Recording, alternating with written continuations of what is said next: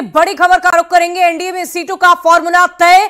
सूत्रों के हवाले से बड़ी खबर, पितृपक्ष के बाद अंतिम मोहर लग सकती है। आजसू को 6 से 9 सीट देने के पक्ष में बीजेपी और कम से कम 10 सीट पर आजसू का दावा है।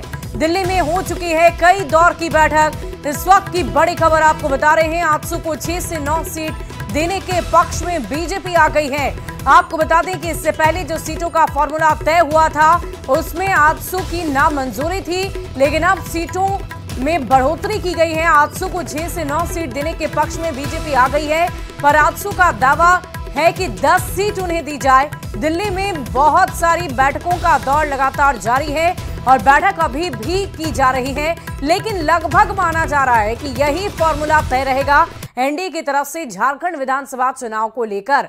तो आजसू को 6 से 9 सीट देने के पक्ष में बीजेपी आ चुकी है। कम से कम 10 सीट का दावा आजसू कर रही है, यानी कि 1 सीट और मांगी जा रही है आजसू की तरफ से। लेकिन दिल्ली में बैठक लगातार जारी है।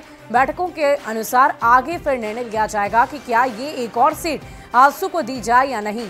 आपको बता दें कि आगामी विधानसभा चुनाव में बहुत कम दिन शेष रह गए हैं और ऐसे में सीटों का फॉर्मूला लगभग एनडीए की तरफ से तय माना जा रहा है। तब भी सत्ता से बाहर रहें। आजसू हमारा एक बहुत ही प्रगाढ़ रिश्ते वाला गठबंधन का दल रहा है और आने वाले चुनाव में भी वो हमारे गठबंधन का एक प्रमुख घटक दल होगा और हम साथ मिलकर चुनाव लड़ेंगे, इसमें कहीं कुछ दो राय नहीं। आइए अब आपको बताते हैं कि बीजेपी आजसू के साथ मिलकर चुनाव में उतरने से एनडीए को कितना फायदा मिल सकता है। झारखंड में करीब 26% आदिवासी वोटर हैं और आदिवासी के बाद सबसे ज्यादा कुर्मी वोटर्स पर नजर है। झारखंड में करीब 16% कुर्मी वोटर महतो वोट पर आजसू की अच्छी पकड़ मानी जाती है, यानी कि जाति की राजनीति यहां भी नहीं जाती और कुछ जगहों पर आजसू की पकड़ बहुत ही बेहतरीन है। 2019 में आजसू के साथ नहीं होने से बीजेपी को नुकसान हुआ था और ये नुकसान दोबारा ना हो, इसका खास ख्याल आजसू की तरफ से तो रखा ही जा रहा, साथ ही साथ बीजेपी की तरफ से भी रखा जा रहा है।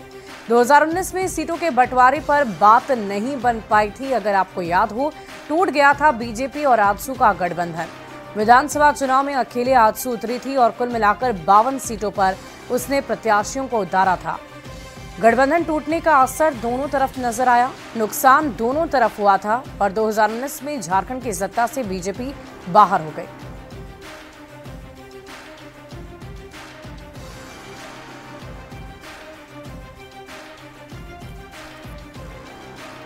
और इसी बीच